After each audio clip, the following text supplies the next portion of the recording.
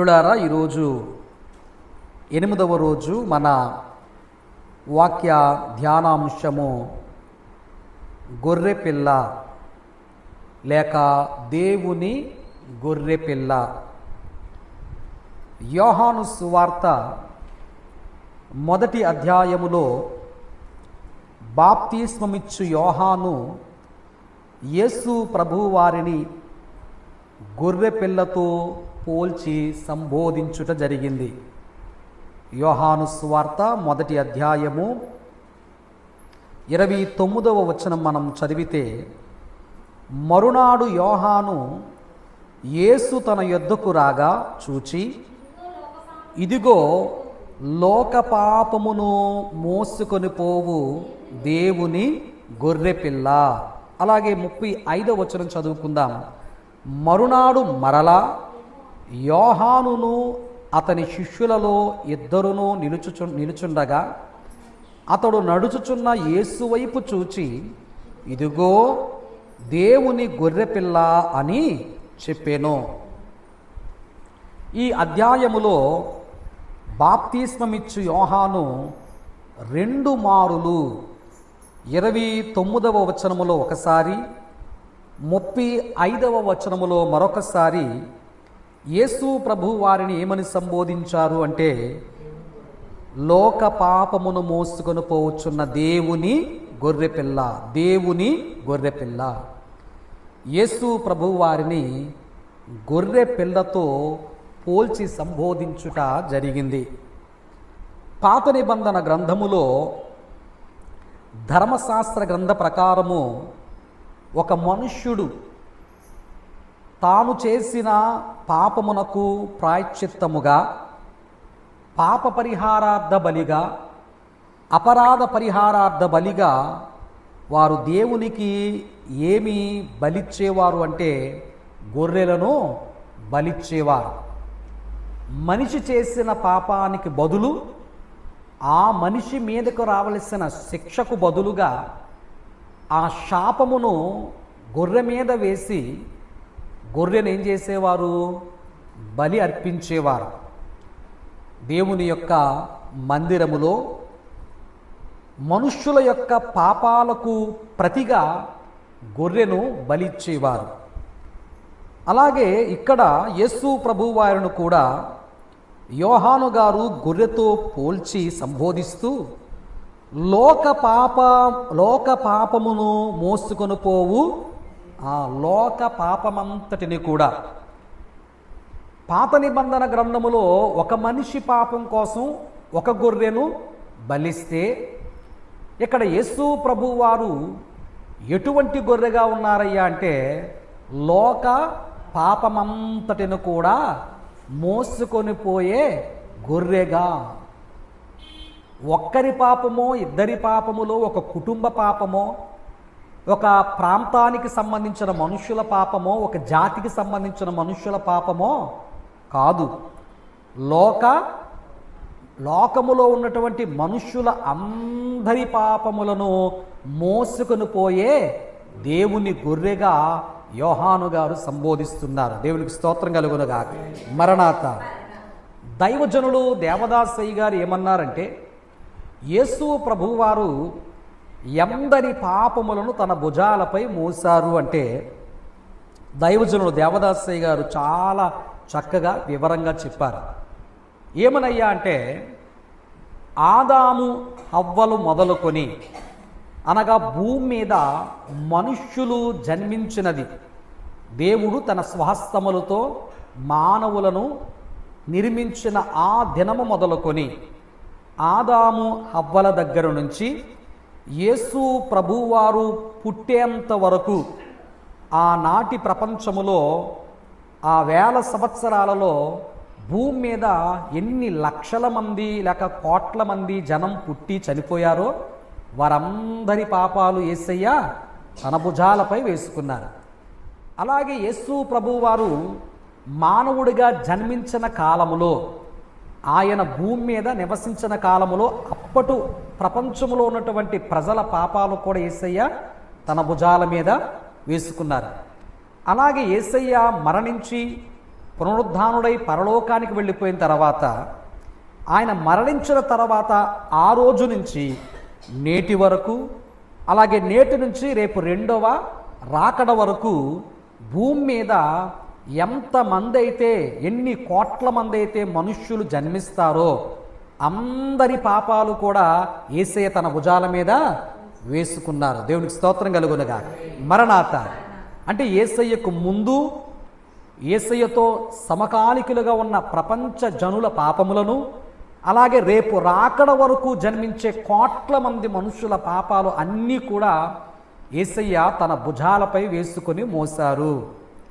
కాబట్టి ప్రియులారా, అందుకే లోక పాపమును, ఒక మనుష్యుని పాపమును, ఒక జాతి పాపమును, ఒక ప్రాంత పాపమును, లేక ఒక దేశానికి సంబంధించిన మనుష్యుల పాపమును అని అనకుండా ఏమంటారు చెప్పండి? లోక పాపమంతటిని కూడా. దేవునికి స్తోత్రం కలుగునుగా. మనం చేసిన పాపాల భారం మనమే మొయ్యలేకపోతున్నాం కదా. కొంతమందికి జీవితం భారంగా ఉంటుంది, జీవితం కష్టంగా ఉంటుంది.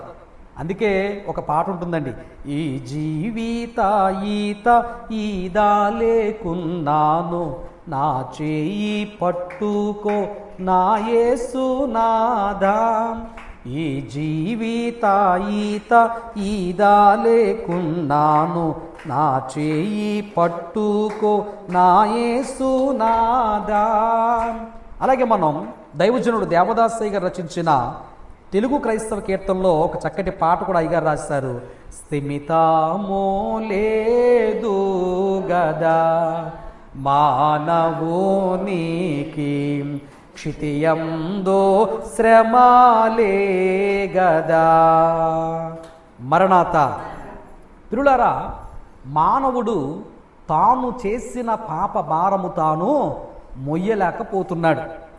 మనం చేసిన పాపాలు ప్రియులారా, ఆ పాపాల వల్ల వచ్చినటువంటి శ్రమలను, బాధలను, వ్యాధులను, కష్టాలను మనం తట్టుకోలేక, ప్రభువా ఈ జీవిత ఈతనేనో ఈదలేకపోతున్నాను, నా జీవితములో ప్రతిరోజు కూడా కష్టాలే, నా జీవితములో సంతోషం లేదు, స్థిమితమో లేదు. ఈనాడు మన కష్టాలకు గల కారణం ఒకప్పుడు మనం చేసిన పాపాలే. ఈరోజు ప్రియులారా, మనం ఎదుర్కొంటున్న శ్రమలకు గల కారణం మనం ఒకప్పుడు చేసిన పాపాలే. కాబట్టి అయ్యో నేను ఎంత తప్పు చేశానో, నేను ఎన్ని తప్పులు చేశానో, అందుకే ఈరోజు ఇన్ని కష్టాలు అనుభవిస్తున్నాను, ఇన్ని శ్రమలు ఎదుర్కొంటున్నాను అని చెప్పి మనం చేసిన పాత జీవితంలో ఉన్న పాపాలను జ్ఞాపకం చేసుకొని మనం చాలా చింతపడుతూ ఉంటాం. నేను చేసిన పాపాల వల్ల నేను ఈరోజు అనుభవిస్తున్న జీవితాన్ని నేను కొనసాగించలేకపోతున్నాను, బ్రతకలేకపోతున్నాను, వాటిని ఎదుర్కోలేకపోతున్నాను అంటూ వేదన పడుతూ ఉంటాం పిల్లారా. మరి ఒక మనిషి చేసిన పాపాలు తానొక్కడే భరించలేకపోతే మరి లోకములో ఉన్నటువంటి పిల్లారా, మరి ఈ కోట్లాది మంది మనుష్యుల పాప భారాన్ని యేసయ్య తన భుజాలపై వేసుకుంటే ఆ పాప భారం చెప్పండి ఇంకెంత బరువుగా ఉంటుందో కదా. ఏమ్మా, మన బరువే చెప్పండి మనం మోయలేకపోతున్నాము. మన కుటుంబ సభ్యులు చేసిన పాపం ఒకవేళ మన భుజాలపై వేస్తానంటే మనం మొయ్యగలమా చెప్పండి? మొయ్యలేం.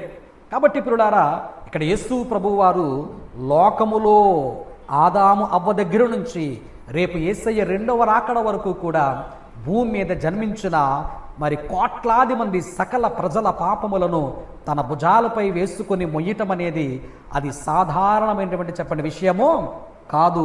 అది మనము వర్ణించలేము, ఊహించలేము, నేను మీకు వివరించలేను కూడా. పరిశుద్ధాత్మ తండ్రి ప్రియులారా ఆ యొక్క జ్ఞానాన్ని మీకు అనుగ్రహించాలి. కాబట్టి ఇక్కడ యోహాను గారు లోక పాపమును మోసుకొని పోవు దేవుని గొర్రెపిల్లగా యేసు ప్రభు వారిని వర్ణిస్తూ ఉన్నారు. యేసయ్య ఈ లోకానికి ఎందుకు వచ్చారయ్యా అంటే మనందరి పాపాలు తన భుజాల మీద వేసుకొని మొయ్యటానికి వచ్చాడు. మనం చేసిన పాపాల నుంచి ఆయన మనకు విముక్తి, విడుదల దయచేయటానికి ఈ లోకానికి వచ్చారు. దేవునికి స్తోత్రం కలుగునుగా. ఇక రెండవదిగా ప్రియులారా, ఆయన 35వ వచనములో మాట్లాడుతూ దేవుని గొర్రెపిల్ల. అమ్మా, రెండవ మాటకి ఏమని సంబోధిస్తున్నాడు చెప్పండి? దేవుని గొర్రెపిల్ల. లోక పాపమును మోసే గొర్రెపిల్ల, రెండవది ఈ గొర్రెపిల్ల ఎవరు గొర్రెపిల్ల చెప్పండి? దేవుని గొర్రెపిల్ల, అనగా ఆయన దేవుని కుమారుడై ఉన్నాడు పిల్లారా. ఇప్పుడు చూడండి, అబ్రహాము తనకున్న ఏకైక కుమారుణ్ణి బలివ్వటానికి సిద్ధపడ్డాడు. అలాగే తండ్రి అయిన దేవునికి ఉన్నటువంటి పిల్లారా జనతైక కుమారుడు, ఏకైక కుమారుడైన యేసు ప్రభు వారిని లోక పాపమంతటి కొరకు బలివ్వటానికి, సిలువ మరణానికి అప్పగించటానికి ఎవరికి ఇష్టమైంది చెప్పండి? తండ్రికి ఇష్టం. మాట మనం అర్థం చేసుకోవాలి ఏమిటంటే, మరి తండ్రి అయిన దేవునికి యేసయ్య అంటే ఎక్కువ ప్రేమ, మనమంటే ఎక్కువ ప్రేమ చెప్పండి? తన కుమారుణ్ణి మన కొరకు బలివ్వటానికి తండ్రికి ఇష్టమైంది అంటే ఏమ్మా, తండ్రి అయిన దేవుడు పిల్లారా మరి తన జనతైక ఏకైక కుమారుడు అయిన యేసయ్య కంటే కూడా ఎవరిని ఎక్కువగా ప్రేమిస్తున్నాడు చెప్పండి? మనల్ని ఎక్కువగా ప్రేమిస్తున్నాడు. దేవునికి స్తోత్రం కలుగునుగాక. తన కుమారుడు ప్రాణం కంటే కూడా, తన కుమారుడు పొందుకుంటున్న శ్రమ కంటే కూడా పిల్లారా, ఈరోజు మనం తల్లిదండ్రులం కదా, ఏమా మనం కష్టాలు అనుభవించినా పర్వాలేదు, కానీ ఎవరు కష్టపడకూడదు అనుకుంటాం మనం? ఏమో పిల్లలు కదా, పిల్లలంటే మనకు ఎంత ప్రేమో కదా. మనం మరి కని మనం పెంచుకుంటున్నప్పుడు పిల్లలు మన పిల్లలు ఏమో వాళ్ళు కష్టాలు పడకూడదు, వాళ్ళు కన్నీళ్లు కార్చకూడదు, వారి ఆకలి అని అనకూడదు, వారి కాళ్ళు కాలకూడదు, వాళ్ళు సుఖంగా సంతోషంగా ఉండాలి. అవసరమైతే మనం కష్టం అనుభవిద్దాం, అవసరమైతే మనం ఒక పూట కడుగు మార్చుకుందాం, మనం అవసరమైతే పాత వస్త్రాలు కట్టుకుందాం, మన పిల్లలకు మంచి వస్త్రాలు కొనిపెడదాం. ఎందుకు నువ్వు అలా చూస్తున్నావు నీ బిడ్డలంటే? నీ బిడ్డలంటే నీకెంతో ప్రేమ. అలాగే పిల్లారా మరి తండ్రి అయినటువంటి దేవునికి తన ఏకైక కుమారుడని యేసయ్య అంటే కూడా చెప్పండి ఎంతో ప్రేమ ఉండాలి. కానీ ఇక్కడ ఆయన సృష్టి అయినటువంటి, ఆయన చేతి నిర్మాణమైనటువంటి పిల్లారా, ఆయన పోలికలో పుట్టిన ఆయన పిల్లలమైన మనల్ని బట్టి మన పాపము నుంచి మనల్ని విడిపించుట కొరకు తండ్రికి తన ప్రియకుమారుడైనటువంటి ఏకైక కుమారుడైన యేసయ్యను బలివ్వటానికి ఇష్టపడ్డాడు పిల్లారా. ఇక్కడ అబ్రహాము ఇస్సాకును దేవుని కొరకు బలివ్వటానికి ఎలాగైతే సిద్ధపడ్డాడో ఆయన బలివ్వలేదు, కానీ ఇక్కడ తండ్రి మాత్రం చెప్పండి మన కొరకు తన కుమారుడైన యేసయ్యను బలిచ్చాడు. అంటే ఇక్కడ అబ్రహాము చూపించిన ప్రేమ కంటే కూడా ఎవరి ప్రేమ గొప్పది చెప్పండి? దేవుని ప్రేమే గొప్పది. దేవునికి స్తోత్రం కలుగునుగాక. దేవుడు మనల్ని అంత గొప్పగా ప్రేమిస్తున్నాడండి. తన ప్రియకుమారుడు ఏకైక కుమారుడు అయినటువంటి ఇతడు నా ప్రియకుమారుడు, ఇతని యందు నేను ఆనందిస్తున్నాను అని తనెంతో ఆనందించే తన కుమారుడైన యేసయ్యను పిల్లారా మన కొరకు ఆయన సిలువపై బలిచ్చాడు. అంటే ఈ రోజున దేవుడు మనల్ని ఎంత ప్రేమిస్తున్నాడో ఒక్కసారి మనము అర్థం చేసుకోవాలి పిల్లారా. మరి ఆయన తన కుమారుని బలిచ్చేంతగా మనల్ని ప్రేమిస్తున్నాడు కాబట్టి మరి మనం ఎలా ప్రేమిద్దాం చెప్పండి? మనం ఎలా ప్రేమిద్దాం? ఏమ్మా, అందరినీ ప్రేమించిన తర్వాత యేసయ్యని ప్రేమిద్దామా, దేవుని ప్రేమిద్దామా? లేకపోతే లేదు లేదు ప్రభువా నిన్ను ప్రేమించాకే నాకు అందరూ అని ప్రేమిద్దామా? ఏమా చూడండి, పరిశుద్ధ గ్రంథములో ఒక వచనాన్ని చదువుకుందాం. మత్తయి సువార్త 10వ అధ్యాయము, మత్తయి సువార్త 10వ అధ్యాయము 37వ వచనాన్ని చదవండి. తండ్రినైనను తల్లినైనను నాకంటే ఎక్కువగా ప్రేమించువాడు నాకు పాత్రుడు కాడు, కుమారునైనను కుమార్తెనైనను నాకంటే ఎక్కువగా ప్రేమించువాడు నాకు పాత్రుడు నాకు ఇష్టడు కాదు. నాకంటే మీరు ఎక్కువగా మీ తల్లిని, మీ తండ్రిని, మీ కుమారుణ్ణి, మీ కుమార్తెను ప్రేమించేవారై ఉంటే మీరు నాకు పాత్రులు అంటే నాకు ఇష్టలు కాదు. ఏమ్మా దేవుడి మాట అనొచ్చా? అంటే ఇప్పుడు దేవుడు ఏమి ఇష్టపడుతున్నాడు? మీ తల్లి తండ్రిని ప్రేమించి తర్వాత నన్ను ప్రేమించండి అంటున్నాడా? లేకపోతే నాకంటే ఎక్కువగా మీ తల్లిని తండ్రిని ప్రేమించకూడదని చెబుతున్నాడా? చెప్పండి. దేవుని మాట ఇక్కడ కొంచెం కష్టంగాను కఠినంగాను ఉంది కదా. అదేంటండి, కన్న తల్లిదండ్రులనే ప్రేమించే కదా తర్వాత దేవుని ప్రేమించాలి మనం. అంటే తల్లి తండ్రి కంటే కూడా దేవుడు ఎక్కువ? నిజమే, ఎక్కువే. ఈ మాట అనటంలో న్యాయం ఉంది పిల్లారా. ఎందుకంటే మనం అడగకుండానే మన పాపాల కొరకు దేవుడు తనకున్న ఏకైక కుమారుని ఏం చేశాడు చెప్పండి? సిలువలో చంపాడు. ఆయన చనిపోయేటట్లుగా ఆయన అంగీకరించాడు. మరి తన కుమారుణ్ణే మన కొరకు ప్రాణ బలియాగముగా అర్పించిన దేవునికి మరి మన ప్రేమ కోరుకోవటం చెప్పండి న్యాయమా కాదా?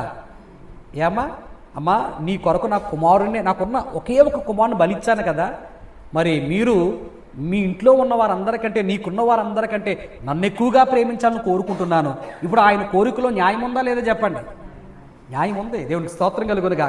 మరణాత తన కుమారుని బలిచ్చినప్పుడు అడుగుతున్నాడు ఆయన, మీరు అందరికంటే నన్ను ఎక్కువగా ప్రేమించాలని పిల్లారా. మరి ఈరోజు మనం దేవుణ్ణి అలా ప్రేమిస్తున్నామా? ఈరోజు నీకు ఎవరంటే బాగా ఇష్టం చెప్పండి? నీ తల్లి నీ తండ్రిని ప్రేమించడానికంటే కూడా అంతకంటే ఎక్కువగా నువ్వు దేవుని ప్రేమిస్తున్నావా? నీ కడుపున పుట్టిన నవమాసాలు మోసి పెంచినటువంటి నీ బిడ్డల కంటే కూడా నువ్వు దేవుని ఎక్కువగా ప్రేమిస్తున్నావా? చెప్పండి. అవసరమైతే చెప్పండి. ఏమ్మా, వాళ్ళ కోసం దేవుని విడిచిపెడతామేమో తప్ప ఏమ్మా దేవుని కోసం వాళ్ళను మనం విడిచిపెట్టం మనం. ఎందుకంటే మనకు నా భర్తే కావాలి, నాకు నా భార్య కావాలి, నాకు నా తల్లిదండ్రులే కావాలి, నాకు నా పిల్లలే కావాలి అంటే పిల్లారా, నీవు దేవుని యొక్క ప్రేమ యొక్క లోతును ఇంకా నువ్వు అర్థం చేసుకోలేకపోతున్నావు. అది ఆయన ఏం చేశాడని పిల్లారా, ఆయన ఇంతగా ఆయన అడుగుతున్నాడు. నీవు నా ప్రేమను రుచి చూడాలి అంటే, నా ప్రేమకు పాత్రుడు కావాలి అంటే, నువ్వు నాకు ఇష్టడుగా ఉండాలి అంటే, నీవు అందరికంటే ఎక్కువగా నన్నే అని ఎందుకు అడుగుతున్నాడు ఆయన అంటే పిల్లారా, ఆయనకున్న ఏకైక కుమారుని నీకు బలిగా ఇచ్చాడు పిల్లారా. దేవునికి స్తోత్రం కలుగునుగా. హల్లెలూయా. మరణాత. కాబట్టి దేవుని గొర్రెపిల్ల అనగా యేసు ప్రభువారు దేవుని కుమారుడై ఉన్నారు, ఏకైక కుమారుడై ఉన్నారు. ఎంతో ఇష్టమైన ఆయన ఆనందించే కుమారుడై ఉన్నాడు పిల్లారా. దేవునికి స్తోత్రం కలుగునుగా. ఏదో ఒక గొర్రెను బలిచ్చిన దేవుడు కాదు. ఎక్కడో పుట్టిన గొర్రెను తీసుకొచ్చి మన కోసం పిల్లల నామకార్థంగా బలి చేసిన దేవుడు కాదు. లేక ఆయనకు 100 మంది పిల్లలుంటే ఏదో మన కొరకు ఒక బిడ్డను బలిచ్చిన దేవుడు కాదు. ఒకే ఒక్క కొడుకు. దేవునికి స్తోత్రం కలుగునుగాక. చూడండి, యేసు ప్రభు వారి యొక్క సిలువ మరణానికి ముందుగా సాదృశ్యంగా మనకేం కనబడుతుందంటే అబ్రహాము యొక్క చరిత్ర కనబడుతుంది. అబ్రహాముకు కూడా చెప్పండి ఎంతమంది పిల్లలు? చెప్పండి ఎంతమంది పిల్లలు? ఒక్కడే కొడుకు. ఏమ్మా, మరి అతనుకున్నటువంటి ఆ ఒకే ఒక్క కొడుకును దేవుడు అడిగాడని చంపటానికి అబ్రహాము సిద్ధపడ్డాడు. అంటే ఇప్పుడు అబ్రహాముకు ఇస్సాకంటే ప్రేమ, ఆ కుమారుడిచ్చిన దేవుడంటే ప్రేమ. చెప్పండి. దేవుడికి స్తోత్రం కలుగునుగా. అది ఒకప్పుడు నువ్వు బిడ్డలేని వాడువు, నువ్వు ఏడిస్తే, నువ్వు మొరపెడితే, నువ్వు మొక్కుకుంటే నేను నీకు బిడ్డనిచ్చి ఏమ్మా నీ కష్టాన్ని తొలగించాను. ఈ బిడ్డ నీకు ఇచ్చింది ఎవరు చెప్పండి? దేవుడే. ఈరోజు నీకున్న ఆస్తి నీకు ఇచ్చింది ఎవరు చెప్పండి? మరి అన్నీ ఇచ్చిన తర్వాత, నువ్వు అన్నీ పొందుకున్న తర్వాత చెప్పండి, అన్నిటినీ ప్రేమించి ఇచ్చిన దేవుణ్ణి ప్రేమించకపోతే నీదేం ప్రేమ? నీది నిజమైన ప్రేమేనా? ఏమీ లేనప్పుడేమో చెప్పండి, ప్రభువా నాకు ఒకవేళ అన్నీ వస్తే అన్నిటికంటే ఎక్కువ నిన్ను ప్రేమిస్తాను ప్రభువా అంటాం మనం. దేవుడు అన్నీ ఇచ్చిన తర్వాత చెప్పండి, ముందు అన్నీ ప్రేమించిన తర్వాత ఏమైనా మిగిలి ఉంటే చెప్పండి ఎవరిని ప్రేమిస్తున్నాం? ఇది స్వార్థపూరితమైన ప్రేమ.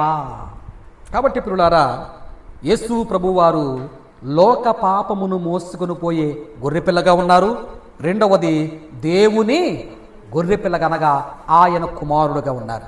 ఇప్పుడు ఎప్పుడైతే చూడండి, యోహాను సువార్త మనం చదువుకున్నటువంటి మొదటి అధ్యాయములో 35వ వచనములో చూడండి, 36వ వచనములో అతడు నడుచుచున్న యేసు వైపు చూచి ఇదిగో దేవుని గొర్రెపిల్ల అని చెప్పెను. అతడు చెప్పిన మాట ఆ ఇద్దరు శిష్యులు విని యేసును చెప్పాలి, మీరు అందరూ చెప్పాలి. చెప్పండి ఏం చేశారట? యేసును యోహాను గారు చెప్పారు, ఇదిగో లోక పాపను మోసుకొని పడుచున్న దేవుని గొర్రెపిల్ల అని చెప్పగానే యోహాను యొక్క ఇద్దరు శిష్యులు యోహాను విడిచిపెట్టి ఎవరిని వెంబడించారట? యేసయ్యను వెంబడించారట. మనం పరిశుద్ధ గ్రంథము నుంచి అదే యోహాను సువార్త 10వ అధ్యాయము, యోహాను సువార్త 10వ అధ్యాయము మనం 7వ వచనం కానించి ప్రియులారా మనం చదువుకుంటే 9వ వచనం చదవండి. నేనే ద్వారమును,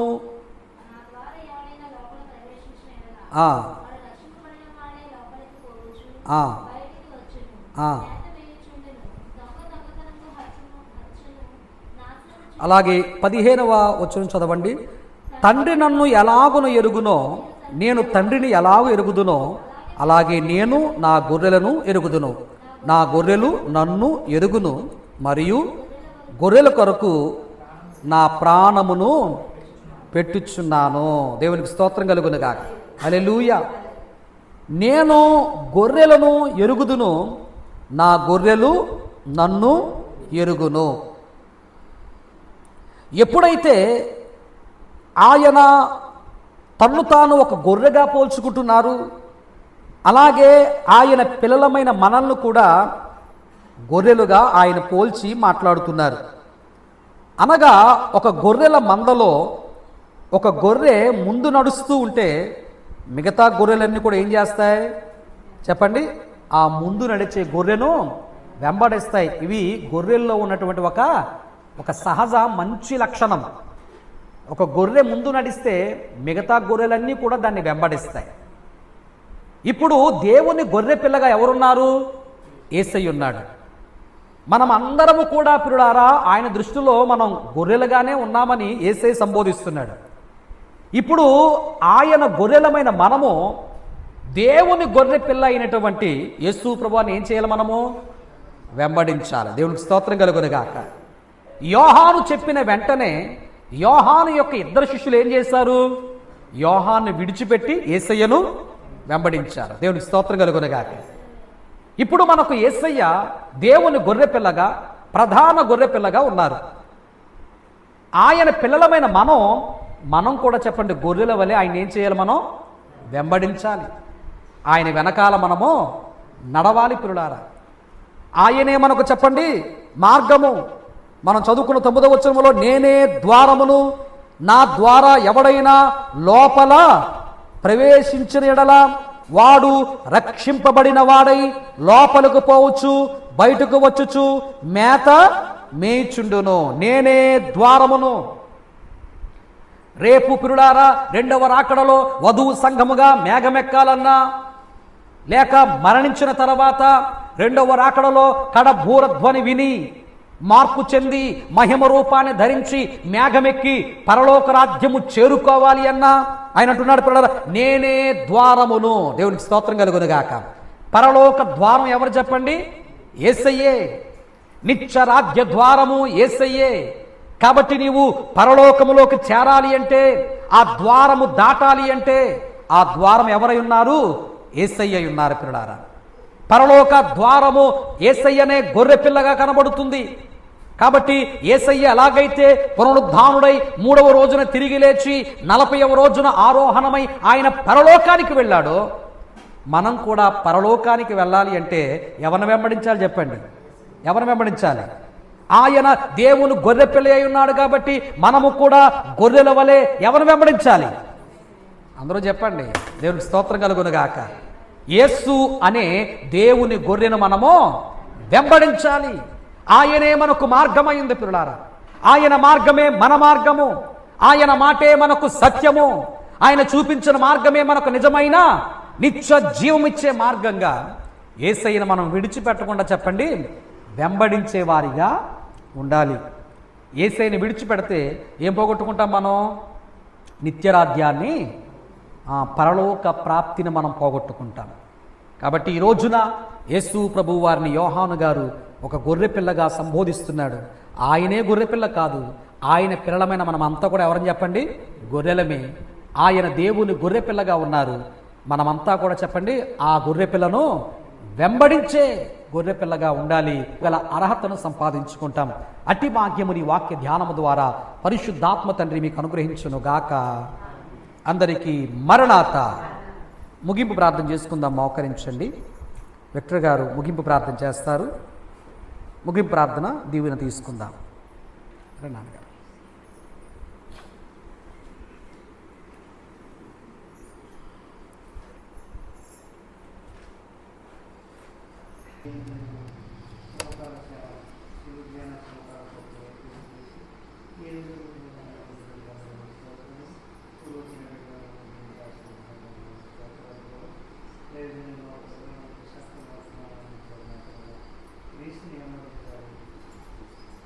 అలాగే తండ్రి అయిన దేవుడు తన కుమారుని బలిగా మా కొరకు అర్పించాడు.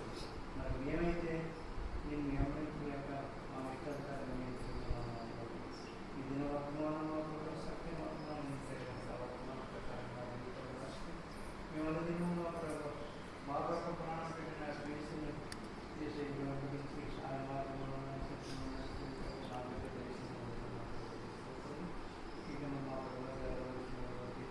మిగతా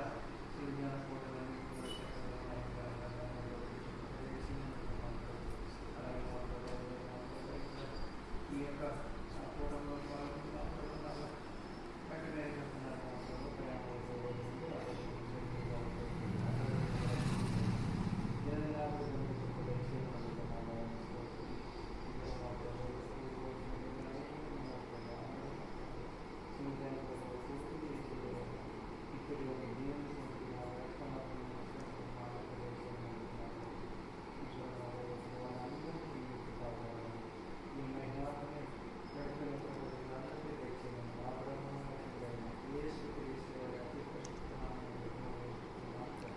ఆమేన్. పరలోకమందున్న మా తండ్రి, నీ నామం మన ఆత్మీయ జీవితాన్ని బలపరుచుకునే భాగ్యమిచ్చి 8 దినములుగా మనల్ని నడిపిస్తూ ఉన్న పరిశుద్ధాత్మ తండ్రి యొక్క అన్యోన్య నిత్య సహవాసము, 8 దినముల సంపూర్ణమైన దీవెన, అలాగే జరగబోతున్న మిగిలిన 32 కోటాల యొక్క దీవెన త్రైకదేవుడు మీకును మీ కుటుంబాలకును మన సంఘానికి అనుగ్రహించి సంపూర్ణమైన ఆశీర్వాదములతో మిమ్మల్ని అలంకరించును గాక.